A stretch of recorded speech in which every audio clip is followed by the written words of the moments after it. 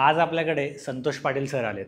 त्यांच्या सूची फिन्सर्व ह्या फायनान्स कंपनी थ्रू ते लोकांना गायडन्स करतात की स्टॉक मार्केटमध्ये त्यांनी इन्व्हेस्ट कसे करायचे किंवा स्टॉक मार्केटचं फंडामेंटल्स, त्याचं टेक्निकल अनालिसिस, सगळ्या गोष्टीसाठी ते गायडन्स करतात. ते PMS पण करतात, म्हणजे पोर्टफोलिओ मॅनेजमेंट सर्व्हिसेस पण देतात. सो हा पॉडकास्ट तुम्ही नक्की बघा. ह्याच्यामुळे तुम्हाला स्टॉक मार्केटबद्दल बऱ्याच टेक्निकल गोष्टी आणि बऱ्याच गोष्टी समजून येतील.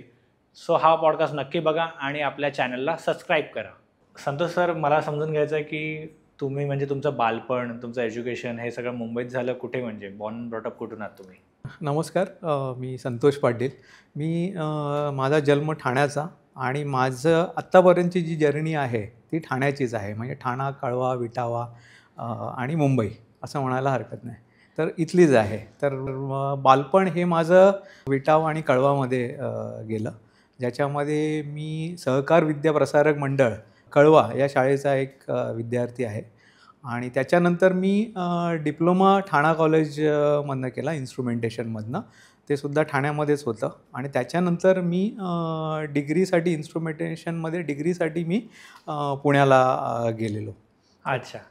सो एज्युकेशन बेसिकली ठाणे आणि पुणे पुणे या दोन ठिकाणी झालेलं आहे. डिग्री तुमची पुण्याला. पुणा म्हणजे विद्येचं माहेर. विद्येचं माहेर. तर मग बेसिकली एक म्हणजे मला ह्या ठिकाणी सांगू इच्छितं की ठाण्याला कॉलेजमध्ये VPMमध्ये इनफॅक्ट मी कॉलेजमध्ये टॉपर असल्यामुळे मला पुण्याला ॲडमिशन गव्हर्मेंट कॉलेजमध्ये मिळू शकलं आणि त्यामुळे पुण्याचं शिक्षण मला लाभलं असं म्हणायला हरकत नाही. नक्की नक्की. आणि त्याच्यानंतर मग जे काय मी पुढचं एज्युकेशन जे काय MBA केलं ते डिस्टन्स लर्निंग थ्रू जॉब करत असतानाच करावं लागलं, कारण की परिस्थिती पण तशीच होती. कळलं.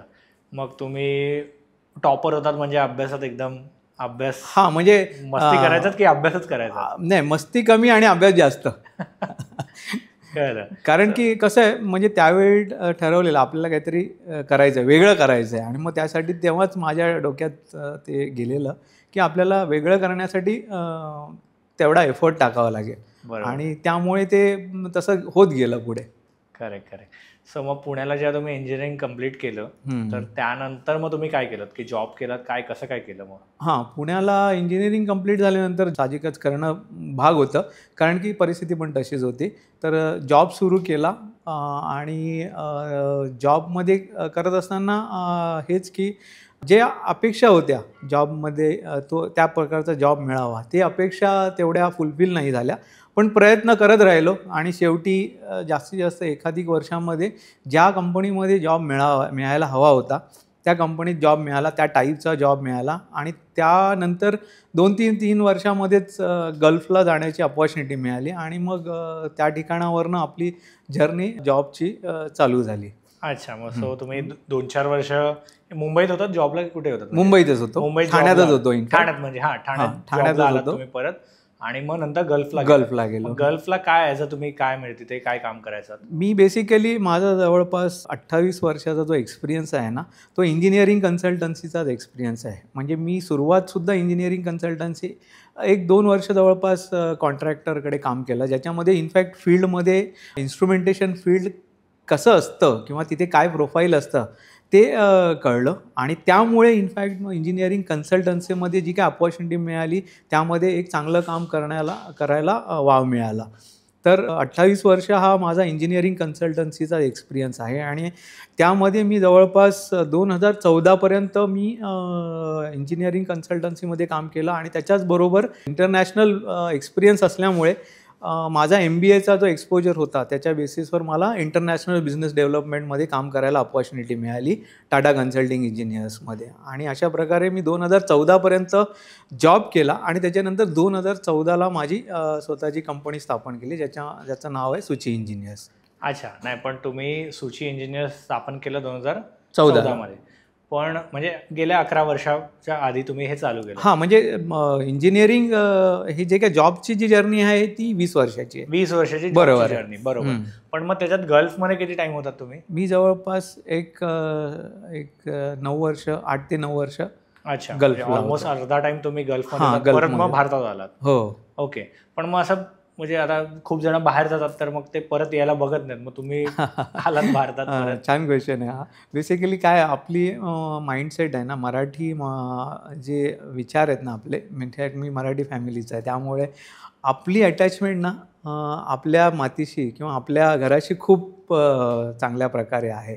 त्यामुळे फॅमिली मेंबर्स हे आपल्याला जवळ असावे ही एक आपली इच्छा होती. मग त्यावेळी फॅमिली जी आहे म्हणजे माझी बायको आणि मी आणि मुलगा आम्ही होतो ठराविक कालावधीसाठी. पण शेवटी नंतर मला कमी पण मिसेसला थोडं हे वाटलं, डिटॅच झालं सारखं वाटलं, म्हणून मग आम्हाला काही कारणास्तव परत यावं लागलं. नाहीतर मग ती कंटिन्यू झाली असती पुढेसुद्धा. पण मी म्हटलं ठीक आहे, हे माझ्यासाठी चॅलेंज आहे, तर let us accept the challenge. So तिची रिक्वायरमेंट फुलफिल करूया आणि आपण त्याच्याकडे एक चॅलेंज म्हणून बघूया आणि अजून याच्यापेक्षा अजून चांगलं काय करता येतं का. कारण गल्फमधनं आल्यानंतर ती सॅलरी मॅच करण्यासाठी लागणारं हे आहे ध्येय आपलं, काय म्हणतात त्याला, म्हणजे त्या अपेक्षा पूर्ती करण्यासाठी लागणारा एफर्ट्स आहे तो खूप मोठा होता आणि तो कुठेतरी मला असं वाटलं की बिझनेस थ्रूच होऊ शकतो. म्हणून तिकडनं आल्यानंतरसुद्धा मी 2 दगडांवर पाऊल ठेवलेलं. जॉब पण करत होतो, काही पार्ट टाईम कामं पण करत होतो आणि अशा प्रकारे ते हळूहळू शिफ्टिंग बिझनेस टुवर्ड्स झालं. ओके. सो म्हणजे हां, कारण का गल्फमध्ये सॅलरी पण हो, बरेच जास्त हो. असते जास्त आणि असते. इथे मग भारतात तेवढी कमी आहे. हं. So ते मॅच करण्यासाठी बेसिकली तुम्ही मग बिझनेसकडे वळलात. वळलो. पण मग बिझनेसकडे जेव्हा वळलात तेव्हा मग कारण का फॅमिली आहे, तर फॅमिलीबरोबर मग जबाबदाऱ्या पण येतात. ती एक सॅलरीचं एक काय म्हणतात, एक रेग्युलर सॅलरी येते, मग त्याच्यातून स्विच करणं बिझनेसकडे, हां. तर ती रिस्क कशी काय होती म्हणजे? हां, म्हणजे कारण का हा एकदम म्हणजे हा जो बॅलन्स आहे ना, इनफॅक्ट हा बेसिकली फॅमिली फायनान्सचा बॅलन्स आणि बिझनेसचा म्हणजे बिझनेस आणि फॅमिली ह्या दोघांमध्ये ना कॉमन वर्ड काय आहे ना, तर तो म्हणजे फायनान्स. तर ह्या दोन्हीचा फायनान्स एकाच वेळी मॅनेज करणं हा सर्वात मोठा चॅलेंज मला त्यावेळी समोर दिसायला लागला. कारण की ज्यावेळी जॉब सोडला, त्यावेळी बिझनेसमध्ये पण पैसे हवे होते आणि फॅमिली चालवण्यासाठी पुढच्या काही कालावधींसाठी फॅमिलीसाठी पण एक कॉर्पस रेडी करणं गरजेचं होतं. इनफॅक्ट त्याच्यासाठी मी 1-1.5-2 वर्ष कार्यरत होतो. त्यामुळे मी एक कॉर्पस उभा केला आणि त्याच वेळी ज्या काय आपल्या सेव्हिंग्ज होत्या, एफ-डीज होत्या, त्याच्या बेसिसवर बिझनेससाठी लोन घेतलं आणि तिथली फायनान्सची रिक्वायरमेंट तिथनं सुरुवात केली आणि फॅमिलीसाठी एक वेगळा कॉर्पस बाजूला ठेवलेला. इनफॅक्ट फायनान्सची अंडरस्टँडिंग किंवा फायनान्समध्ये काम करण्याची इच्छा इथनंच सुरुवात झाली. अच्छा, मी तुम्हाला प्रश्न विचारणार होतो, कारण तुम्ही इंजिनिअरिंगमध्ये जॉब केला आहेत आणि ॲज अ कन्सल्टंट म्हणून जॉब केलात आणि ह्या सगळ्या पोझिशन नंतर म्हटलं फायनान्समध्ये कुठून आलात, तोच मला प्रश्न होता नंतर. हो. पण मग 2014 साली तुम्ही स्वतःची कंपनी बरोबर. स्थापन केली. ओके, सुची इंजिनिअरिंग, सुची इंजिनियर्सच्या नावाने. इंजिनियर्स नावाने. तर हे ज्या सुची इंजिनियर्स, तुम्ही हे नाव कसं आलं आणि ह्याचं काय? हां, बेसिकली नावासाठी बरेच शोधाशोध झाली. तर त्यावेळी मी असं म्हटलं, एवढा शोध करण्यापेक्षा आपण एकदम सिम्पल अप्रोच फॉलो करूया. कारण की जास्त विचार करण्यात पॉईंट नाही. आपल्याला कामं करायची आहे पुढे. ऑर्डर घ्यायची होती आम्हाला, मला कस्टमरकडनं, आणि त्याला मला नाव देणं गरजेचं होतं. म्हणून मुलगा आणि मिसेसमुळे हे निर्माण झालेली गोष्ट होती. त्यामुळे सुजाताचा सु आणि चिरागचा ची असं मिळून सुची असं नाव आणि इंजिनियर्स, कारण आपण इंजिनिअरिंगमध्ये काम करणार आहोत, तर म्हणून सुची इंजिनियर्स. त्यामुळे शॉर्ट टर्ममध्ये पटकन ते नाव सुचलं आणि पुढे जावं लागलं. छान. सो मग तुम्ही इंजिनिअरिंगचे कामं चालू केली, पण मग स्वतःचा बिझनेस टाकणं आणि तो चालवणं ह्याच्यात पण डिफिकल्टी येतातच, कारण का काही इझी नाही आहे. मग कदाचित तुमच्या काही कॉन्टॅक्ट्स असतील, त्यातून पहिले 3-4 क्लायंट तुम्हाला मिळालेही असतील, पण मग नंतर तुम्ही ते सस्टेन कसं केलं? करेक्ट. याच्यामध्ये ज्यावेळी बिझनेस चालू करतो ना, त्यावेळी we basically work as a head of each and every department. मग त्याच्यामध्ये तुम्ही स्वतः काम पण करत असतात, क्लायंटला जे काय एक्सपेक्टेड डिलिव्हरी असते त्याच्यावर. दुसरी तुम्ही माणसं पण गोळा करत असतात, तुम्ही मार्केटिंग पण करत असतात. तर ह्या सर्व ॲक्टिव्हिटी करा पण बघत आणि फायनान्स पण बघा सर्वात की. तर सर्व म्हणजे लिटरली खूप तारांबळ ओढायची, कारण की हे सर्व मॅनेज करणं एकट्याने डिफिकल्ट होतं. त्यामुळे ऑब्व्हियसली इथे बेसिकली छोटा बिझनेस असो किंवा मोठा असो, आपल्याला ना 4 हात जवळ घेणं गरजेचं आहे आणि त्यामुळेच बिझनेस हा एकट्याने नव्हे तर माणसांनीच बनतो. ही माझी त्यावेळी ते समज माझं कन्फर्म झालं. आपण एकटं काहीच नाही करू शकणार. मला बरोबर माझ्याबरोबर कलीग्स हवे. मग मी माझ्याबरोबर माझ्या भावाला घेतलं. मी माझ्याबरोबर माझे जे मार्केटिंगचे जुने कलीग आहे त्यांना बरोबर घेतलं. मग ते मार्केटिंग करायला लागले. त्याच्यानंतर भाऊ अकाउंट्स आणि प्रॉडक्ट वगैरे डिलिव्हरी बघायला लागला. तर अशा प्रकारे जवळ घेतलं एकेकाला आणि त्या प्रकारे मग पुढे जात गेलो आणि अशा प्रकारे एक सिस्टीम बसवली. म्हणजे इनफॅक्ट कुठलाही बिझनेस म्हटला ना की रिसोर्सेस, सिस्टीम ह्या सर्व गोष्टींची गरज लागते आणि ती फुलफिल करत पुढे जात गेलो. तर म्हणजे अशा प्रकारे सुची इंजिनियर्सचं अस्तित्व निर्माण करायचा प्रयत्न करत गेलो. बरोबर. मग सुची इंजिनियर्स नंतर तुम्ही स्थापन केलं सुची फिनसर्व. ओके. तर सुची इंजिनियर्स नंतर तुम्ही स्थापन केलं सुची फिनसर्व. तर सुची फिनसर्वची काय स्टोरी आहे, ते कसं काय सुचलं तुम्हाला? बेसिकली जसं मी मगाशी म्हणाल ना की बिझनेस करत असताना फॅमिली असो किंवा बिझनेस या 2 गोष्टींमध्ये कॉमन वर्ड काय होता तो फायनान्स. तर हा फायनान्स जो आहे याच्याकडे ज्यावेळी कार्यरत होतो ना त्यावेळी बिझनेसचा फायनान्स काय असतो ह्याच्यावर काम करत असताना बऱ्याचशा गोष्टी शिकायला मिळाल्या आणि त्याच वेळी आपल्याला बॅलन्स करायचं होतं फॅमिलीचा फायनान्स. ओके. मग त्याच्यामध्ये पण बऱ्याचशा गोष्टी शिकायला मिळाल्या. इनफॅक्ट आपल्याकडे फायनान्सचे इन्स्ट्रुमेंट जे आहेत किंवा ॲसेट ज्याला आपण म्हणतो ते विकायला कोणीही येतं. मग ती पॉलिसी असो किंवा मग आपल्याला आपले हाय एंड इन्व्हेस्टमेंट्स असो, त्यावेळी येणारा जो प्रत्येक व्यक्ती आहे ना तो त्याचं प्रॉडक्ट कसं चांगलं आहे हे सांगून तो पिच करतो आणि ते विकून आपल्याला जातं. त्याच्यामधला व्हाय जो असतो त्या फायनान्समधला, मला हे का घ्यायला पाहिजे हे प्रत्येकाला क्लिअरच नसतं. समोरचा येतो, विकून जातो आणि त्यामुळे कुठेतरी असं वाटलं की आपल्याला, जसं मी इंजिनिअरिंगमध्ये काम करतो आहे, इंजिनिअरिंगमध्ये मी एक तुम्हाला सांगायचं राहिलं माझं की इंजिनिअरिंगमध्ये मेन तिसरा जो पॉईंट ज्या माझ्याबरोबर काम करण्यासाठी लागणारे व्यक्ती म्हणजे जे इंजिनियर्स आहे त्यांनासुद्धा मी स्वतः ट्रेन करतो. ओके. तर हे जे कॉलेजचे स्टुडंट असतात त्यांना माझ्याबरोबर घेतो, इंटर्नमधनं येतात, ते डायरेक्ट येतात, तर त्यांना ट्रेन करतो. आता त्यांना ट्रेन मी ते फायनान्सवर परत येतोच, पण हे याच्याशीच कनेक्टेड आहे. ह्यांना ट्रेन करण्याचं कारण काय, ह्यांना नॉलेज आलेलं असतं पण स्किल नसते. तर ही स्किल आणण्याची रिस्पॉन्सिबिलिटी आणि त्यांना मग बोर्डवर घेऊन त्यांना फ्युचरची अपॉर्च्युनिटी देण्याची रिस्पॉन्सिबिलिटी माझीसुद्धा आहे ॲज अ इंडिव्हिज्युअल, एक भारताचा नागरिक म्हणून. आणि त्याच्यावरच मी इंजिनिअरिंग या कन्सल्टन्सीमध्ये रिसोर्स बिल्ड करत असतो. आता तर फायनान्समध्ये ह्या कंपनीच्या बाबतीत म्हणायचं झालं तर प्रत्येक येणारा व्यक्ती आहे ना ह्या क्षेत्रामध्ये हा ज्यावेळी एखादी विषयावर काम करतो ना तो नवीनच असतो. मग तो इन्शुरन्स असो. फॉर एक्झाम्पल, मी ज्यावेळी 25 वर्षाचा व्यक्ती म्हणतो किंवा तो जस्ट आता जॉबला लागलेला आहे, त्याला कुठलं इन्स्ट्रुमेंट सध्या गरजेचं आहे फायनान्समधलं हे त्यालासुद्धा माहीत नसतं. तो उलट्या डायरेक्शनमध्ये काम करतो. तो काय करतो, तो पहिले स्टॉक मार्केटमध्ये एंट्री करतो. Where in he need to look into the aspect for protection of his upcoming family, ज्या ठिकाणी त्याला टर्म इन्शुरन्सवर काम करणं आहे. तर म्हणजे थोडक्यात सांगायचं काय, तर हा जो गॅप आहे ना, हा गॅप हे जे काही इंजिनिअरिंग स्टुडंट्स आहेत ना ह्यांच्याकडे खूप मोठ्या प्रमाणात आहे.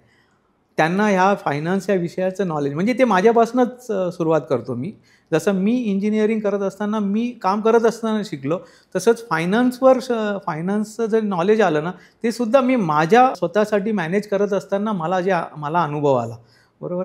तर तोच अनुभव जो आहे ना तो मी त्यांना शेअर करू इच्छितो. म्हणून मी हा विचार केला की I will work as a mentor while working into the finance industry. आणि त्याच्यामध्ये सुची फिनसर्व म्हणून मी स्वतःला एक फायनान्स मेंटर म्हणून म्हणतो. आणि त्यात ॲडवायझर किंवा हे सर्व शब्द पण मी वापरत नाही, कारण की मला त्या मुलांना किंवा जो कोणी नवीन माझ्याबरोबर काम करू इच्छिणारा व्यक्ती आहे त्यांना मी जे काही शिकलो आहे ना तेच फक्त शेअर करायची माझी इच्छा आहे. तर अशा प्रकारे मी ॲप्रोच दोघांकडेच सेम आहे, इंजिनिअरिंग असो का फायनान्स असो, ॲप्रोच सेमच आहे. फक्त फायनान्समध्ये इंजिनिअरिंगचाच व्यक्ती येईल असं नाही, कोणीही असू शकतो जो या सर्व ॲसेट्समध्ये किंवा ॲस्पेक्ट्समध्ये काम करू इच्छितो. कळलं. सो फिनसर्वमध्ये तुम्ही काय एक्झॅक्टली सर्व्हिसेस देतात? बेसिकली माझा फोकस जो हाय एंड प्रॉडक्ट आहे, म्हणजे शेअर मार्केट, हाय एंड असं नाही म्हणू शकत मी, शेअर मार्केट. कारण की जसं आत्ता मी म्हणालो ना, कुठलाही स्टुडंट ज्यावेळी येतो किंवा कुठलाही व्यक्ती येतो ना, त्याला प्रत्येकाची, आणि ते दॅट इज चुकीचं नाही आहे. मी ॲज अ इंडिव्हिज्युअल म्हणून ना, मी काय इच्छितो की एक क्विक रिटर्न मला मिळावे, आणि त्याच्यासाठी कुठला योग्य पर्याय आहे हे कोणालाही जर विचारलं तर तुम्ही तो काय सांगेल? Stock market. तर त्यामुळे पर्टिक्युलरली त्या विषयावर जास्त डिटेलमध्ये मी फोकस करतो आहे आणि त्याच्यावर मी कार्यरत आहे. त्यामुळे सुची फिनसर्वमध्ये काम करत असताना मी मिरा ॲसेट शेरखानची फ्रँचायसी, मी HDFC बरोबर पण काम केलं. HDFCचं मॉडेल बंद झालं म्हणून मग मी शेरखानवर स्विच झालो, ज्याच्यामध्ये मी शेरखानमध्ये त्यांचे अकाउंट ओपन करून त्यांच्याबरोबर त्यांना अवेअरनेस स्प्रेड करून त्यांच्याबरोबर शेअर्समध्ये काम करतो. हा माझा फिनसर्वचा फोकस आहे. ओके. सो प्युअरली तुम्ही शेअर्समध्येच हो, त्यांना गाईड करतात? प्युअरली शेअर्स इक्विटी मध्ये त्यांना गाईड करतात. ओके. सो तुम्ही मला मगाशी म्हणालात जेव्हा जसं की कोणी म्हणजे बीट इंजिनियर किंवा कोणी नवीन जे कमवायला लागतात त्यांना एक एक्स्ट्रा ॲडिशनल इन्कम सोर्स किंवा पॅसिव्ह इन्कम म्हणा किंवा जे काय वर्ड्स आपण बोलू शकतो ते करायचं असेल तर ते डायरेक्टली शेअर मार्केटमध्ये येतात. ते स्टॉक्स घ्यायला लागतात. हो, बरोबर. ट्रेडिंग करायला लागतात. बरोबर. तर हे सगळं करताना काय लोकांनी अवॉइड केलं पाहिजे? म्हणजे तुम्ही म्हणालात हे असंच होतं, बरोबर आहे तुमचं, पण ह्याच्यासाठी मग लोकांनी किंवा यंगस्टर्सने काय अवॉइड केलं पाहिजे तुमच्या मते? कसं आहे, कुठलाही विषय असो, आपल्याला ना प्रत्येक गोष्टीचा वाय आहे ना हा एकदम क्लिअर पाहिजे. मी मग इंजिनिअरिंग असो किंवा फायनान्स असो, किंवा मी फायनान्समध्ये सुद्धा जर स्टॉक मार्केटमध्ये काम करू इच्छितो तर हा वाय क्लिअर असणं गरजेचं आहे. आता त्याचं उदाहरण मी देतो. आपल्याला याची जाणीव आहे की आपल्याला याच्यात क्विक रिटर्न हवं आहे, हे सर्वांनाच माहिती आहे की क्विक रिटर्न मिळतं, पण मग क्विक रिटर्न किती याची आपल्याला जाणीव आहे का, आणि किती वेळामध्ये? कारण की तुम्हाला एका दिवसात पण बरंच काय काय मिळू शकतं, आणि एका महिन्यात, एका दिवसात, एका वीकमध्ये, पण मग ते करण्यासाठी तुमच्याकडे तेवढं नॉलेज आहे का, आणि तेवढी तुमची रिस्क घेण्याची ॲपेटाईट आहे का? आणि ते जर समजा तुम्हाला दिसतंय असं होतं आहे तर, किंवा असं होऊ शकतं, तर तुम्हाला माहिती आहे का ते कसं करायचं? तर हा जो वाय आहे ना, आणि ह्या सर्व इनफॅक्ट वाय म्हणण्यापेक्षा नुसतं वाय नाही तर हाव, व्हेन, व्हेअर, या सर्व प्रश्नांची उत्तरं एखाद्याने स्वतःला द्यावी. एक एक्झाम्पल द्यायचं झालं की ज्यावेळी मी एखादी स्टॉकमध्ये काम करतो त्यावेळी तो प्रत्येक स्टॉक हा एक स्वभाव घेऊन चालतो, म्हणजे त्याला आपण व्होलॅटिलिटी असं म्हणतो. तर ती व्होलॅटिलिटी दिवसाची किती आहे, वीकची किती आहे, महिन्याची किती आहे, याची जाणीव करून घ्या. जर समजा दिवसाची किंवा एका दिवसाची जर स्टॉकची जी व्होलॅटिलिटी जर 1.25% आहे, तर तो स्टॉक 1 ते 1.25% मूव्ह होणार आहे, ही प्रोबॅबिलिटी आहे. ओके. मग दिवसामध्ये जर 1 ते 1.25% मूव्ह होणार आहे, वीकमध्ये समजा √5 × 1 पॉईंट किंवा त्या स्टॉकची डेली व्होलॅटिलिटी मूव्ह होणार आहे, तर आपल्याला अपेक्षा ह्याच करायची की एवढंच मला मिळू शकतं. ओके. तर ही अपेक्षा सेट करणं आहे, पण ती दर दिवशी होईल का? तर नाही होऊ शकणार. मग ती का नाही होऊ शकणार? तर मग त्याच्यासाठी तुम्हाला ती स्टडी करणं गरजेचं आहे की काय अशी गोष्टी आहेत की ज्या मला हे दाखवेल. मग ज्याला मी आता पर्टिक्युलरली स्टॉक मार्केट म्हटल्यानंतर टेक्निकल ॲनालिसिसवर येतो. टेक्निकल ॲनालिसिस आपल्याला शिकणं गरजेचं आहे. डाटा ॲनालिसिस किंवा ऑप्शन चेन ॲनालिसिस आपल्याला शिकणं गरजेचं आहे.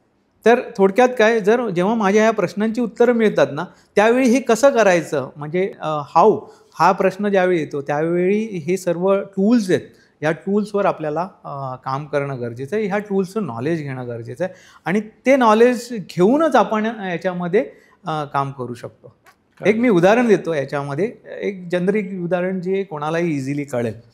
जेव्हा मी जंगलात जातो ना, तर जंगलात मी पण जाऊ शकतो आणि एखादी शिकारी पण जाऊ शकतो, ओके, किंवा समुद्रात पण, ओके, एखादी माझ्यासारखा साधा पोहणारा व्यक्तीसुद्धा जाऊ शकतो आणि एक पट्टीचा पोहणारासुद्धा जाऊ शकतो. पण ज्यावेळी जंगलामध्ये जाताना मी जातो त्यावेळी माझ्याकडे त्या विषयाचं नॉलेजच नाही आहे. त्या विषयासाठी लागणारं प्रोटेक्शन काय आहे हेच माझ्याकडे नाही आहे. हे जर विरुद्ध अर्थी जर आपण बघितलं तर जो शिकारी जाणार आहे ना, तो त्याच्याकडे त्या विषयाचं नॉलेज आहे, तो सर्व प्रोटेक्शन घेऊन चाललेला आहे, त्याला अनुभव पण आहे. कुठल्याही येणाऱ्या वाईट सिच्युएशनला कसं सामोरी जायचं हे त्याला माहिती आहे. ते त्याच्या नॉलेजमुळे आणि त्याच्या एक्सपिरियन्समुळे. आणि हे सेम आपल्या शेअर मार्केटसुद्धा मध्ये सुद्धा ॲप्लिकेबल आहे. आपण ज्यावेळी शेअर मार्केटमध्ये एंट्री करतो आहे ना, तर we are going to get wounded. आपल्याला आपल्या कॅपिटलमध्ये इरोजन दिसण्याची प्रोबॅबिलिटी आहे. त्यामुळे ते प्रोटेक्ट करण्यासाठी मला काय करणं गरजेचं आहे याची जाणीव तुम्हाला करून घेणं गरजेचं आहे.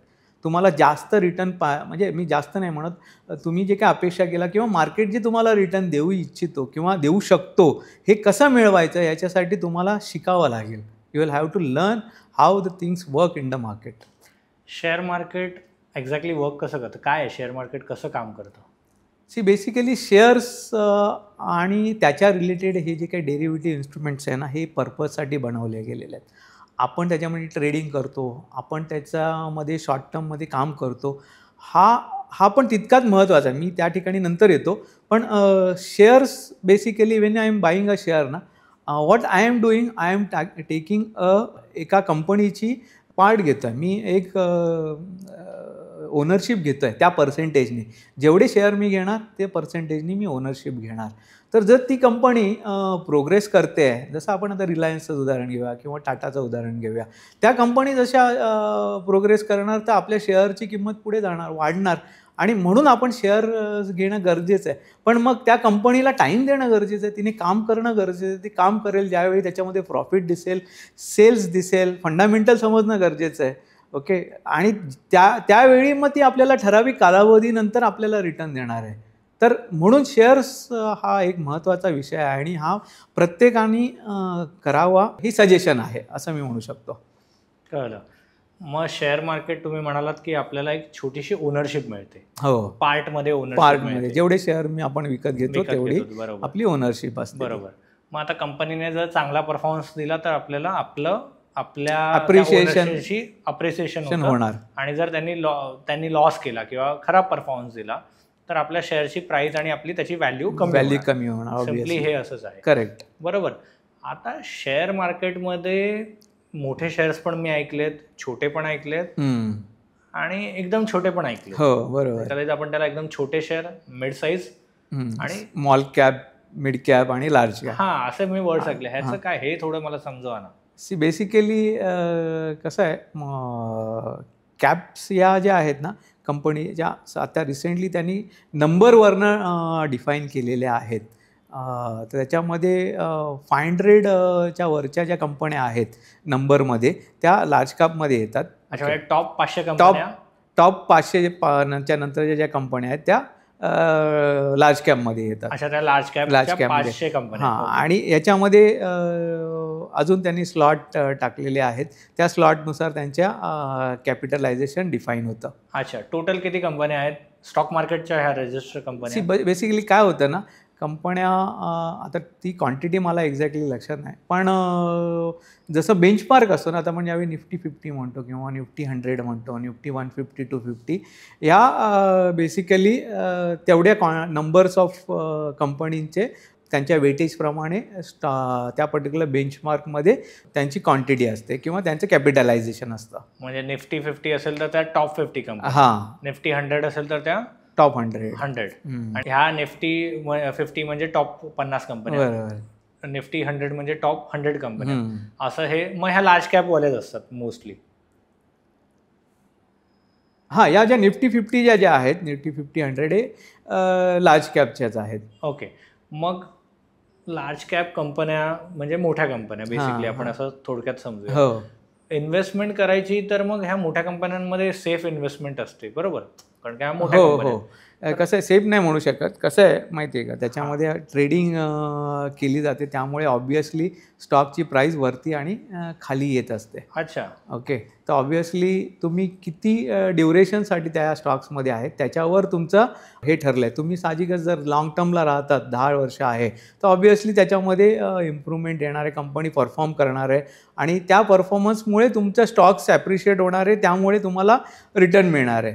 आता लार्ज कॅप कंपन्यांचं होतं काय, की ह्यांच्याकडे प्रत्येक गोष्टीसाठी कॅपिटल आहे, त्यांनी डिफाईन केलेलं असतं. तर साहजिकच त्या पर्टिक्युलर कारणांमुळे कंपनीचा परफॉर्मन्स जो असतो ना, हा कालावधीने चेंज होत राहतो, वाढत असतो आणि त्यामुळे त्याच्यामध्ये आता याच्यामध्ये फक्त कसं आहे, शेवटी मार्केट सेक्टरच हे गोष्ट एक आली आणि मार्केटसुद्धा महत्त्वाचं आहे. एखादी गोष्ट अशी घडली की जेणेकरून सर्वच सेक्टरमध्ये ड्रास्टिक चेंज आला, तर ऑब्व्हियसली ती पर्टिक्युलर कंपनीसुद्धा इम्पॅक्ट होणार आहे. जसं आता आपण बघितलं, टॅरिफमुळे सर्वच मार्केट आपलं डाऊन झालं. त्याच्यामध्ये होणार काय हे आपल्याला माहीत नाही आहे, पण तरी पण लोकांनी काय केलं, सेलिंग केली. ज्यावेळी हाय सेलिंग होते त्यावेळी ऑब्व्हियसली सायकॉलॉजी काम करते आणि त्या सायकॉलॉजीमध्ये जे काही सेलिंग झालं आणि त्याच्यामुळे साहजिकच प्रत्येक स्टॉकची प्राईस कमी आली. त्यामुळे आज मार्केटमध्ये हे सुद्धा मोठे स्टॉकसुद्धा बऱ्याच कमी प्राईसमध्ये आज आपल्याला अवेलेबल आहेत. म्हणजे ह्या कंपन्या चांगल्या आहेत, ह्यांचे कंपन्या चांगल्या आहेत, चांगले आहेत. फक्त एखाद्या पॉलिसीमुळे किंवा एका न्यूजमुळे ते खाली आले, पण ते सगळेच खाली आले, भले ते चांगले परफॉर्म करतात. करेक्ट. ओके, कळलं. मला हा प्रश्न आहे की जर मला इन्व्हेस्टमेंट करायची किंवा कोणी नवीन जो पर्सन आहे त्याला इन्व्हेस्ट करायचंय, तर त्याने लार्ज कॅपमध्ये करायचं की ज्या छोट्या कंपन्या त्याच्यात करायचं? आता मी ह्या तुझा प्रश्नाचं आणि मगाशी विचारलेल्या एका प्रश्नाचं, ज्याच्यामध्ये निफ्टी म्हणजे काय किंवा लार्ज कॅप आणि मिड कॅप, स्मॉल कॅप, याच्या मी फ्रँकली स्पीकिंग ना एवढा फोकस आहे ना माझा, की मला इनफॅक्ट याच्यामधला डिफरन्स समजून घेणं महत्त्वाचंच वाटत नाही का, किंवा ह्या शब्दाकडे जाणं, कारण की मी फोकस प्रोटेक्शन आणि प्रॉस्पेरिटीवर काम करतो, ज्याच्यामध्ये मला माहिती आहे की जर मी आज एखादी चुकीची गोष्ट जरी केली आणि मी समजा 6 स्टॉक्स एखाद्या मोठ्या कंपनीचे घेऊन ठेवलेले आहेत आणि जर त्या ठिकाणी माझ्या इन्व्हेस्टमेंटमध्ये बिकॉज ऑफ एनी रिझन, मग मार्केटमध्ये आलेल्या न्यूजमुळे किंवा त्या सेक्टरमध्ये आलेल्या न्यूजमुळे जर समजा त्याच्यामध्ये डेंट आला, तर it will be for a shorter duration आणि ते साहजिकच त्या कारणामुळे शॉर्ट टर्मसाठी डेंट राहू शकतो, पण त्याच्यानंतर काही कालावधीनंतर 1 ते 2 वर्षानंतर त्याच्यामध्ये ॲप्रिशिएशन ही गॅरंटीड येऊ शकतं. म्हणून मी आजही सर्वांना तेच सांगतो की तुम्ही शेअर मार्केटमध्ये करताना फोकस करा. तुम्हाला काय करायचं आहे, किती टर्मसाठी काम करायचं आहे याच्यावर फोकस करा आणि जर तुमचं त्याच्यामधनं लाँग टर्मसाठी हे जनरेट करणं असेल, ग्रोथ जनरेट करणं असेल, तर ऑब्व्हियसली तुम्ही या लार्ज कॅप स्टॉक्समध्येच फोकस करा. म्हणून मी दरवेळी एक 5 ते 7 स्टॉक्सवर काम करायचं सजेशन लोकांना देत असतो. त्याच्यामध्ये मग रिलायन्स आहे, मग नंतर IT मध्ये इन्फोसिस आहे, TCS आहे, त्याच्यानंतर मग आपले डिफेन्सचे सेक्टर ज्याच्यामध्ये हाल आहे, त्याच्यानंतर मग सन फार्मा, सिप्ला, अशा स्टॉक्सवर तुम्ही काम करा. डेफिनेटली त्याच्यामध्ये तुम्हाला आपण नंतर पुढे शॉर्ट टर्म किंवा ट्रेडिंग याच्यावर पण येऊया. पण जर समजा मी लाँग टर्ममध्ये काम करतो आहे, तर ह्या स्टॉकमध्ये समजा शॉर्ट टर्ममध्ये पण काम करत असताना if I felt my decisions are going wrong for a day, let's say even intraday, I don't mind sitting into that. It will give me my returns during a longer duration. Only we'll have to look at the capital what we are investing into. Okay. That is what is my always focus and a suggestion. कळलं. Intraday काय असतं म्हणजे? Intraday म्हणजे आपण काय करतो, एखादी स्टॉक्समध्ये दिवसा इन्व्हेस्ट करतो आणि त्याच दिवसातनं आपली ती जी काही ऑर्डर आहे ती आपण आयदर प्रॉफिट किंवा लॉसमध्ये सेल करून बाहेर निघतो. That is what is called basically intraday. म्हणजे त्या दिवसामध्येच आपण विकत घेतो आणि विकतो किंवा विकतो आणि विकत घेतो. एका दिवसात आपण ते करतो. त्याला इंट्राडे म्हणतात. अच्छा, मग ट्रेडिंग किती टाईमसाठी असते? बेसिकली आपला जे मार्केट आवर्स आहे 9:15 ते आपण 3:30 पर्यंत, त्याच्यामध्ये 2:15 पर्यंत आपली ट्रेडिंग आपण करू शकतो. त्याच्यामध्ये समजा मी त्या पर्टिक्युलर टायमापर्यंत समजा माझा ट्रेड क्लोज केला नाही तर तो ऑटोमॅटिकली इंट्राडेमध्ये जर घेतला असेल तर तो क्लोज होणार. अच्छा. तुम्ही डिलिव्हरीमध्ये घेत असेल तर ते कॅरी फॉरवर्ड होणार. मग जनरली लोक जे ट्रेडिंग करतात ते किती टाइमसाठी करतात, म्हणजे ते एका दिवसासाठी करतात की हां, आता 4 दिवसासाठी हा करतात? प्रत्येकाचा विषय आहे. त्याच्यामध्ये बरेचसे टाईम स्लॉट्स अवेलेबल आहे. कोणी 5 मिनिटासाठी सुद्धा करतो, कोणी 60 मिनिटासाठी करतो, तर कोणी दिवसभर सुद्धा त्याच्यामध्ये बसलेला असतो. So it's all depends upon individual. ज्याला मी मगाशी म्हटलं ना, त्यांनी बेसिकली त्याच्या अपेक्षा डिफाईन करणं गरजेचं आहे. त्याच्यामध्ये किती वेळ बसणं गरजेचं आहे हे त्यांनी डिफाईन करायचं. मगाशी जसं म्हटलं ना, प्रत्येक स्टॉक त्याचा स्वभाव घेऊन त्याच्या तिथे असतो. तर साहजिकच जर समजा आपल्याला असं वाटतंय 3 वाजेपर्यंत माझा स्टॉक जर समजा 1.25% अचीव करणार आहे, तर I should be sitting into it for that much of time basically. पण तिथे ना सर्वात मी ज्यावेळी टेक्निकलवर काम करतो ना, तर मी हेच सांगतो, तुम्ही ऑप्शन चेन ॲनालिसिस पण समजून घ्या. का? कारण की तो स्टॉक आज मला तेवढी मोमेंटम देणार आहे किंवा तेवढी रेंज देणार आहे की नाही, ही रेंज आहे ना आपल्याला त्या ऑप्शन चेन ॲनालिसिसमध्ये कळते. ओके, हा टेक्निकल वर्ड आहे ऑप्शन चेन ॲनालिसिस. मी ऐकतोय हे, आणि डेरिव्हेटिव्ह पण ऐकलंय मी. बरोबर, डेरिव्हेटिव्ह वर्ड. बरोबर. डेरिव्हेटिव्ह काय असतं आणि हे ऑप्शन चेन काय असतं हे पण मी ऑप्शन आणि डेरिव्हेटिव्ह म्हणजे डेरिव्हेटिव्ह या विषयावर बोलतो. याच्यामध्ये बेसिकली हे जे इन्स्ट्रुमेंट्स आहे ना, मगाशी जसं म्हटलं स्टॉक हा एक तुमचं ओनरशिप आहे, तसेच डेरिव्हेटिव्ह्ज हे जे प्रॉडक्ट आहेत हे सुद्धा पर्पजसाठी बनवले. हे तुमच्या माझ्या फक्त ट्रेडसाठी नाही बनवलेत, पण हे एखादी इन्स्टिट्यूट किंवा एखादी व्यक्ती एखादी मोठा पोर्टफोलिओ घेऊन बसलेला असेल आणि बिकॉज ऑफ काही रिझनमुळे मार्केटमध्ये उतारचढाव मोठ्या प्रमाणात येणार असतील, तर ही जी लोकं असतात ती हे इन्स्ट्रुमेंट आहे ना हेज करण्यासाठी वापरतात. ओके, तर ह्याला हेजिंग इन्स्ट्रुमेंट्स म्हणतात. जर समजा माझा पोर्टफोलिओमध्ये डेंट येणार असेल because market is going to go down, I have available 2 instrument. One is the option, another one is the future. तर हे 2 प्रॉडक्ट आपल्यासाठी अवेलेबल आहे, जे हेजिंग करून आपण त्याच्यामध्ये आपलं जो लॉस आहे ना तो कमी करू शकतो. आता तो कमी करण्यासाठी पण त्याच्यासाठी कॅल्क्युलेशन्स असतात बरेचसे, की मला किती लॉट घ्यायला पाहिजे जेणेकरून माझा हा जो पोर्टफोलिओमध्ये लॉस आहे तो मॅच होईल.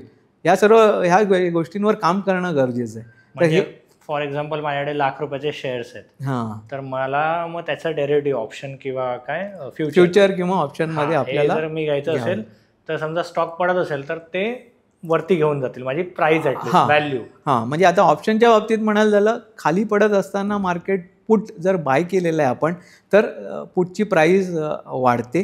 जर समजा कॉल शॉर्ट केलेलं आहे तर आपल्याला जे काही प्रीमियम असतो तो प्रीमियम आपल्या खिशात येतो. अच्छा, तर या प्रकारे ह्या 2 पद्धतीने ऑप्शन आणि ऑप्शनमध्ये आपण हेजिंग करू शकतो. कळलं, समजलं.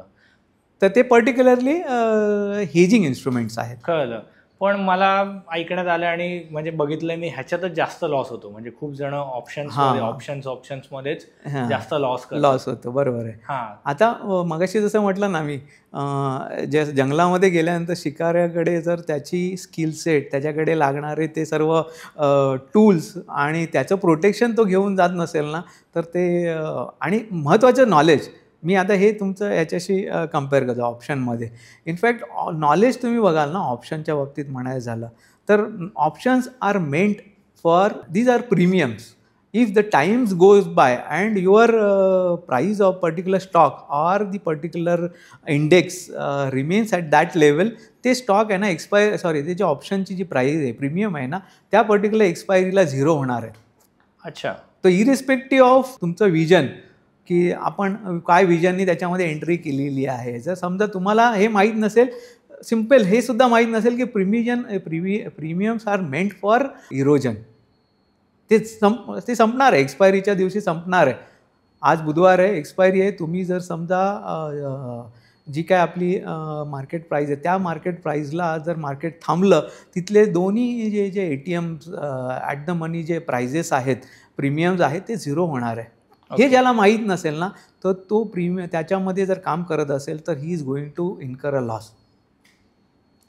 तर थोडक्यात सांगायचं काय की ऑप्शन हा विषय असा आहे ना, याच्यामध्ये सर्वात जास्त नॉलेज लागतं. मी तर म्हणतो एवढं नॉलेज लागतं ना, ते जेवढं तुम्ही घ्याल तेवढं कमी.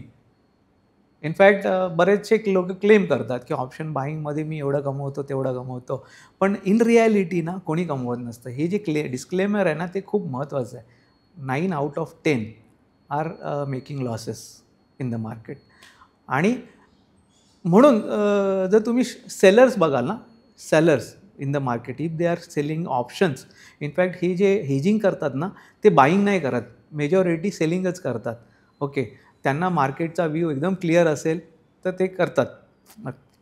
पण सेलिंग जे करतात ना, त्यांना probability of making a profit is hi, 66 and 33. Option buyer has a probability of winning 33%, whereas option seller has a probability of 66%.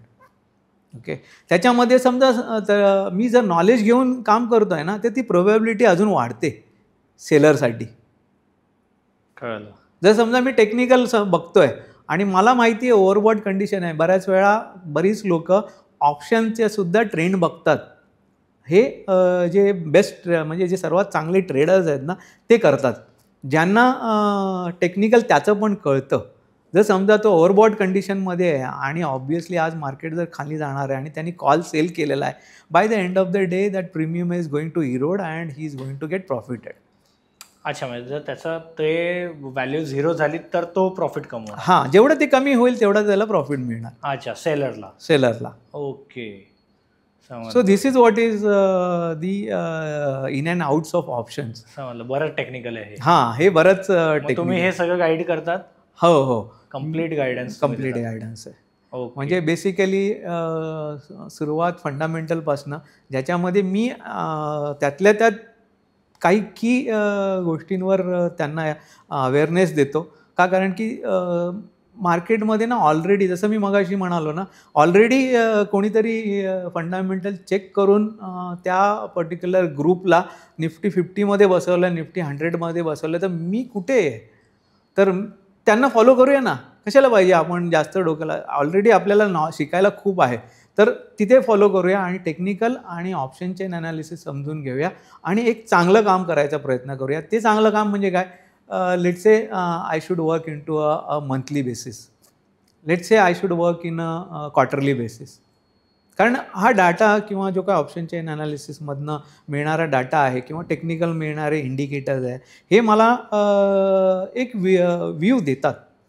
त्या व्ह्यूचा वापर आणि त्याच्यामध्ये तो ॲप्रोच पण फॉलो करणं गरजेचं आहे. ज्यावेळी मी ओव्हरसोल्ड कंडिशनमध्ये आहे, त्यावेळी माझा काय अप्रोच असला पाहिजे? बाईंग करत असताना मी वन टाईम बाईंग करायला पाहिजे का मी ॲव्हरेजिंग करायला पाहिजे? हे सर्व आपण करत असताना अनुभव घेणं गरजेचं आहे आणि त्या अनुभवाच्या बेसिसवर आपण ते इम्प्रूव्हमेंट करणं गरजेचं आहे. तर हे नॉलेज जे आहे टेक्निकल आणि ऑप्शन चेन ॲनालिसिसचं खूप महत्त्वाचं आहे. रिस्क मॅनेजमेंट हा महत्त्वाचा विषय मला वाटतं, तर तो थोडासा एक्सप्लेन करा ना. हो, इनफॅक्ट ज्यावेळी मी ट्रेनिंग किंवा मी मेंटर म्हणून काम करतो ना, त्यावेळी ह्याच विषयावर जास्त बोलतो. त्याचं कारण काय आहे की आपण आहे ना, जसं मगाशी आपण बोलत होतो, अपेक्षा घेऊन मार्केटमध्ये एंट्री करतो.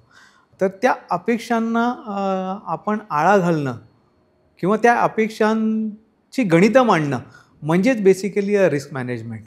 ओके, ज्यावेळी मी एखादी शेअर विकत घेतो आहे आणि तो मी किती विकायला पाहिजे आणि किती खाली गेल्यानंतर मला काय लॉस होणार आहे आणि मी किती वेळ त्याच्यामध्ये बसून राहावं, ह्याची गणितं ज्यावेळी आपण मांडतो ना, त्यावेळीच आपण रिस्क मॅनेजमेंटवर काम करतो असं म्हणायला हरकत नाही. आता उदाहरणार्थ, जसं मगाशी आतापर्यंत आपण बोलत आलो की प्रत्येक स्टॉक हा त्याचा स्वभाव घेऊन काम करतो.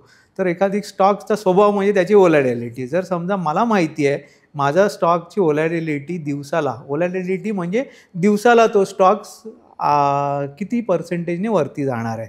समजा आता ज्यावेळी मी 1000 रुपयाचा स्टॉक म्हणतो, त्यावेळी तो 1% वरती जाणार आहे, याचा अर्थ 10 रुपयांनी वरती जाणार आहे किंवा 10 रुपयांनी खाली येणार आहे. तर ज्यावेळी मला माहिती आहे की 10 रुपयांनी जर वरती जाणार आहे, मला दिसतं आहे तिथे 10 रुपये आलेले आहे, तरी पण जर मी त्या स्टॉकमध्ये बसून राहतो आहे, तर ती माझी चूक आहे. तर रिस्क मॅनेजमेंट म्हणजे मला अपेक्षा असलेला पर्सेंटेज प्रॉफिट आणि मला अपेक्षा किंवा मला मॅक्सिमम होणारा लॉस हे मला समजून घेणं म्हणजेच रिस्क मॅनेजमेंट. आणि हे करत असताना मला त्यासाठी किती वेळ बसणं आहे त्या पर्टिक्युलर ट्रेडमध्ये किंवा त्या पर्टिक्युलर इन्व्हेस्टमेंटमध्ये. इनफॅक्ट लोकं इवन स्टॉक विकत घेतात ना, तर स्टॉक विकत आपण ठीक आहे हे ओनरशिप आहे माझी त्या स्टॉकची, म्हणजे याचा अर्थ मी त्या कंपनीचा वर्षानुवर्ष मालक व्हावा असं नाही ना. तुम्ही साहजिकच आहे, मार्केट आहे, ओव्हरबॉट कंडिशन लोकं विकणार आहे, म्हणजे जास्त कालावधीमध्ये सुद्धा स्टॉक ज्यावेळी तुम्ही घेतात ना त्यावेळीसुद्धा ती ओव्हरबॉट म्हणजे सर्व स्टॉक विकत घेतलेले आहेत. आता ते विकायला सुरुवात करणार आहे आणि ज्यावेळी ते विकायला सुरुवात होणार आहे त्यावेळी प्राईस खाली जाणार आहे. मग त्यावेळी जर तुम्ही बुकिंग नाही केलं ना प्रॉफिटचं, तर साहजिकच तुम्हाला लॉस इन अ प्रॉफिट दिसणार आहे. तर हे आपल्या ॲपेटाईटवर डिपेंड आहे. मग तुम्ही प्रॉफिटमधला लॉस किती बघू शकता, कॅपिटल इरोजनमध्ये किती लॉस तुम्ही बघू शकतात, हे तुम्ही जेव्हापर्यंत डिफाईन करत नाही तोपर्यंत मी म्हणतो तुम्हाला रिस्क मॅनेजमेंट हा विषय माहीत नाही. तर रिस्क मॅनेजमेंट हा विषयावर काम करणं गरजेचं आहे. मग लाँग टर्म असो किंवा मग शॉर्ट टर्म असो किंवा इवन इंट्राडे असो. तर हा रिस्क मॅनेजमेंट हा खूप महत्त्वाचा विषय आहे. कळलं. तुमच्याकडे शेर खानची फ्रँचायझी आहे तुम्ही मगाशी म्हणालात. Yes yes. बरोबर. सो ह्याचा एक्सपिरियन्स कसा आहे शेर खानबद्दल? बेसिकली कुठलीही ऑर्गनायझेशन असो, मग ती इंजिनिअरिंगचे ऑर्गनायझेशन असो किंवा फायनान्सचे ऑर्गनायझेशन, ज्यावेळी मी एखादी ब्रँडबरोबर काम करतो ना, ठीक आहे मला नॉलेज आहे, आपण नॉलेज घेण्यासाठीच इथे आलेलो आहे, आपण नॉलेज घेत असतो, पण नॉलेज समोरच्याला देण्यासाठी मला एक अपॉर्च्युनिटी पण मिळणं गरजेचं आहे. मग ती अपॉर्च्युनिटी मिळण्यासाठी माझं त्यांच्याबरोबर त्यांच्यापर्यंत पोचण्याचं जे काही ॲप्रोच आहे किंवा त्यांच्यापर्यंत पोचण्यासाठी लागणारा माझे एफर्ट आहे ते जर स्मूथ असतील ना, तर I will be much happy. तर मग त्याच्यासाठी काय आहे, तर मला कुठल्या तरी ब्रँडबरोबर काम करणं गरजेचं आहे. आणि म्हणून मी इंजिनिअरिंगमध्ये सुद्धा फिनिक्स आणि UL या बरोबर काम करतो आहे, ज्यामुळे मला कंपनीमध्ये एंट्री स्मूथली मिळते असं मी म्हणू शकतो. इझिली नाही पण स्मूथली मिळते. आणि त्याचबरोबर ज्यावेळी मी शेरखान किंवा इवन ॲक्च्युली शेरखानच्या अगोदर माझी HDFCची फ्रँचायझी होती, HDFCने ते मॉडेल बंद केलं, त्याच्यानंतर मी शेरखानवर शिफ्ट केलं. तर त्यावेळी ह्या ब्रँडबरोबर काम करत असताना माझ्याकडे कस्टमरपर्यंत पोहोचण्यासाठी लागणारा माझा एफर्ट हा स्मूथ जातो. आणि त्याचवेळी ना काय असतं, ह्यांच्याकडे असलेली सिस्टीम, या ब्रँडकडे असलेली सिस्टीम म्हणजे त्यांचे टूल्स हे खूप आपल्याला उपयोगी ठरतात. म्हणजे त्यांच्याकडे असलेले वेगवेगळे ॲनालिसिस, ज्यावेळी मी आता पर्टिक्युलरली शेरखानबद्दल बोलतो किंवा कुठल्याही प्लॅटफॉर्मबद्दल बोलतो ट्रेडिंगच्या, त्यावेळी त्यांच्याकडे असलेले हे जे टूल आहे ना हे खूप उपयोगी पडतात प्रत्येक इन्व्हेस्टरला किंवा ट्रेडरला. तर म्हणून ब्रँडबरोबर काम करणं हे नेहमीच उपयोगी आहे. आणि मी तर म्हणतो जो कोणी बिझनेस करेल ना त्यांनी एखादी ब्रँड बरोबर घेऊन जाणं गरजेचं आहे. ओके. तुम्ही पोर्टफोलिओ मॅनेजमेंट पण करतात? हां.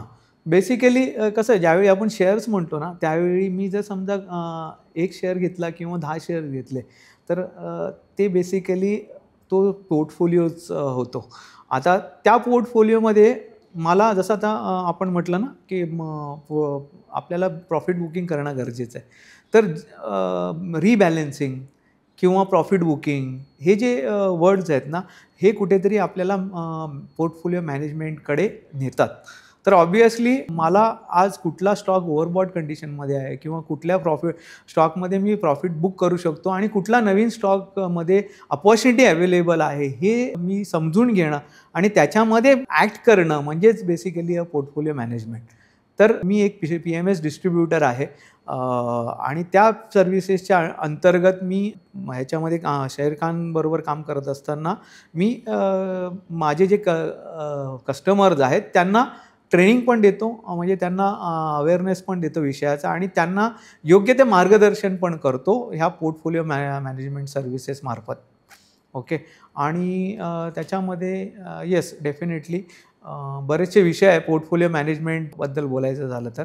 हा की आहे ज्याच्यामध्ये शेअर्समध्ये काम करत असताना आपल्याला कसं काम करायचं आहे, तर या पोर्टफोलिओ मॅनेजमेंट सर्व्हिसेस थ्रूच काम करायचं आहे. पोर्टफोलिओ मॅनेजमेंट एजन्सीज आणि मेंटॉरशिप हे बरेच एजन्सीज देतात. तर फिनसर्व्हकडे किंवा सुची फिनसर्व्हकडेच का यावं? काय स्पेशल आहे तुमच्यात? हां, खूप छान प्रश्न आहे. बेसिकली मी असं काही डिफरन्शिएट करत नाही. माझ्या सर्व्हिसेस किंवा प्रत्येक व्यक्ती हा तिथे त्या क्षेत्रामध्ये काम करत असतो ना, तो त्याचं नॉलेज घेऊनच आलेला असतो. त्यामुळे तो तितकाच कॅपेबल असतो जितका मे बी मी आहे. तर ऑब्व्हियसली आपलं मार्केट एवढं वास्ट आहे ना, आज समजा ह्या क्षेत्रामध्ये काम करत असताना माझ्यासारखे अजून 10-100 लोकं जरी मार्केटमध्ये नवीन येत असतील ना, त्यांना मार्केट मिळण्याची शाश्वती आहे.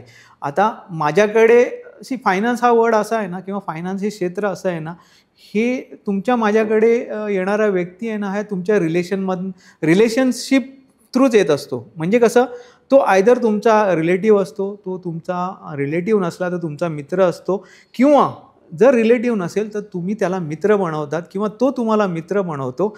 आणि तो ज्यावेळी तुमच्याबरोबर तुमच्याबरोबर काही ठराविक कालावधीसाठी राहतो, त्यावेळी तो माझ्याबरोबर नक्कीच काम करू शकेल याची मला शाश्वती. आता टेक्निकली काय हवं, तर साहजिकच आहे, मी ज्यावेळी फुजी फिन्सर्व्स या कंपनीमार्फत ज्यावेळी काम करू इच्छितो, त्यावेळी मी एवढंच सांगतो की मला तुमच्या कॅपिटलचं प्रोटेक्शन आणि त्या कॅपिटलच्या मार्फत मिळणारी प्रॉस्पेरिटी ही माझ्यासाठी महत्त्वाची आहे. तर कॅपिटलसाठी प्रोटेक्शन कसं मिळणार? मगाशी म्हणालो की तुमचं वाय आणि हाव हे सर्व क्लिअर पाहिजे. मग ते क्लिअर होण्यासाठी तुम्हाला काय पाहिजे? ह्या विषयाचं नॉलेज पाहिजे. आणि ते नॉलेज जे आहे, म्हणजे technical analysis, option chain analysis, म्हणजे हे जे काही कॉन्ट्रॅक्ट्स आहेत हे कसे काम करतात, टेक्निकल कसं काम करतं, फंडामेंटल काय आहे, हे तुम्ही जर समजून घेतलं तर चांगलं काम कराल.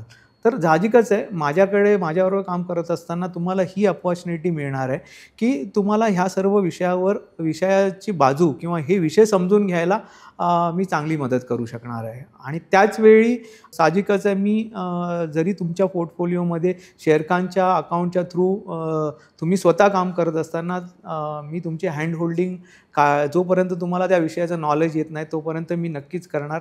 आणि म्हणून मला कुठेतरी असं वाटतं, जर आपण रिलेशन एस्टॅब्लिश केले आणि मी जर तुम्हाला शिकवलं तर ऑब्व्हियसली तुम्ही छान कराल याची मला गॅरंटी आहे. आणि म्हणून तुम्ही माझ्याकडे यावं ही माझी अपेक्षा आहे.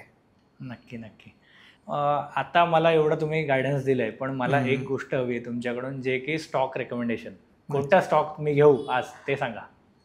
हां, कसं आहे माहिती आहे का, ज्यावेळी मी एका लिमिटेशन्समध्ये काम करतो ना, आणि माझ्याबरोबर माझे ब्रँड आणि माझे हायर्स, ज्यांना आपण सेबी म्हणतो, ह्यांनी जे काही लिमिटेशन्स आम्हाला डिफाईन करून दिले आहेत ना, त्या लिमिटेशन्समध्ये काम करणं गरजेचं आहे या क्षेत्रामध्ये काम करणाऱ्या प्रत्येकाला. आणि म्हणून रेकमेंडेशनपेक्षा मी तुम्हाला हे सजेस्ट करेल की तुम्ही विषय समजून घ्या. कारण की सेबी किंवा इवन शेरखान पण तेच सांगतं, तुम्ही विषय समजून घ्या. विषय समजून घेण्यासाठी लागणारं तुम्हाला मदत हे आम्ही द्यायला तयार आहोत. ॲज अ PMS डिस्ट्रीब्युटर असो किंवा शेरखानची फ्रांचायझी असो किंवा एक डिस्ट्रीब्युटर म्हणून. तर ऑब्व्हियसली विषय समजून घ्या आणि त्या विषयावर तुम्हाला कसं काम करता येईल याची जाणीव करून घ्या. या risk management, technical analysis, data analysis या गोष्टी समजून घ्या. मी सांगतो तुम्हाला रेकमेंडेशनची गरजच नाही लागणार. साहजिकच आहे, प्रत्येकाचा ही अपेक्षा असते, पण माझं सजेशन हेच राहील, तुम्ही तुमच्या पैशाची हमी तुम्हीच घ्या. तुम्ही माझ्याकडनं शिक्षण घ्या, तुम्ही माझ्याकडनं एज्युकेशन घ्या, विषयाचं नॉलेज घ्या आणि तुमच्या अकाउंटमध्ये तुमच्या पैशाचं पालनपोषण, तुमच्या पैशामधनं प्रॉस्पेरिटी किंवा प्रोटेक्शन तुम्ही निर्माण करा. आणि नॉलेज घेतलं ना तर तुम्ही कराल ह्याची मी तुम्हाला शाश्वती देऊ शकतो. नक्की. आता तर म्हणजे मला गायडन्स घ्यायचा होता तुमच्याकडून, आणि जे आपले ऑडियन्स बघतायत त्यांनाही गायडन्स घ्यायचा आहे. मग त्यांनी तुम्हाला कसं रीच आउट करायचं, कुठे कॉन्टॅक्ट करायचं तुम्हाला? हां, मी सुची फिन्सर्व या नावाने ठाण्याला ऑपरेटिव्ह आहे. ठाण्याला नितीन कंपनीचं सिग्नल आहे, त्या ठिकाणी आपलं ऑफिस आहे आणि त्या ठिकाणी वरून मी ऑपरेट करतो. माझा मोबाईल नंबर आहे 9820143351. माझं नाव आहे संतोष पाटील.